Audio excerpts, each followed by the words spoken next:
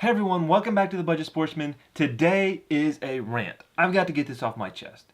So in the day of social media, it seems like we're inundated with people posting pictures of their harvest. And the more and more that I read these posts and see them, it seems like I'm constantly seeing negative comments and people judging other people's choice of harvest. Now here's the thing. I believe every hunter should always strive to only take legal harvest. But within that circle, if it's legal, who am I to judge you and what you think is a cool harvest?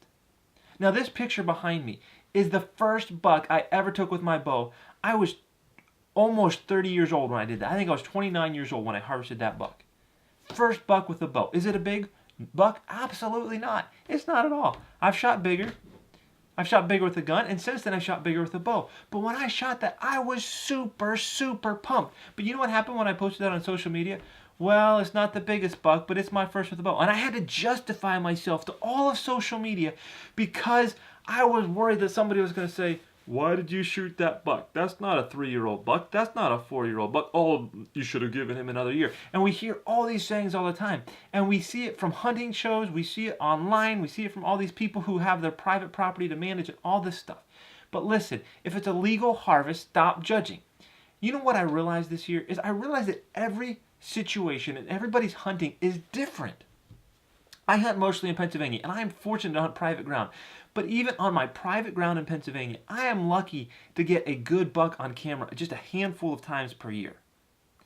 Generally speaking, if I get 1 or 2 encounters at a buck in a year where I actually have an opportunity to shoot, I have done really well. I don't know that I have ever passed up an opportunity at a legal buck. You know why? Because I probably won't get another one. This year, prime example, I shot another 6-point, about the same size as this. It was legal. I took it. You know why? It got me excited, and I wanted to put meat in my freezer. But you know what? I also hunted Ohio this year.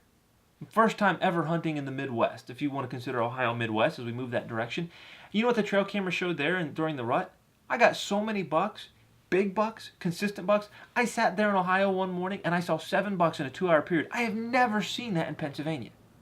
So just because you hunt in a place where you feel like you can pass up an 8-point that's a 2.5-year-old buck, don't judge the public land hunter in Pennsylvania who is lucky to see a buck all season for shooting that 8-point buck. Because everybody's situation is different. Everybody's goals are different. For me, I want to put meat in the freezer, and I would much rather shoot a 6-point and put the meat in the freezer than pass that 6-point because I think I'm going to get a chance at some trophy buck and end up empty-handed at the end of the year. I would just rather harvest and enjoy the harvest rather than trying to fulfill somebody else's idea of what they think I should shoot. So listen, if you're a new hunter or old hunter, either way, if you're being influenced by all these social media keyboard warriors, just forget it. Shoot what is legal and makes you happy. If a 6-point doesn't make you happy or a 2-year-old doesn't make you happy, wait for the 3 or 4 or 5-year-old. Or wait for the 8-point or the 10-point or the 150-inch buck. Hey, if the 6-point or 8-point makes you happy, you just go ahead and shoot it and don't worry about all those people on social media who might be critical. In fact, post it on social media and don't even make excuses. Just say how thankful you are and how blessed you are to harvest that animal. Hope you enjoyed the video. If you did, leave a comment down below. Let me know what you think about all this hunters judging other hunters business. And until next time, remember to get off YouTube and get outdoors into God's great creation.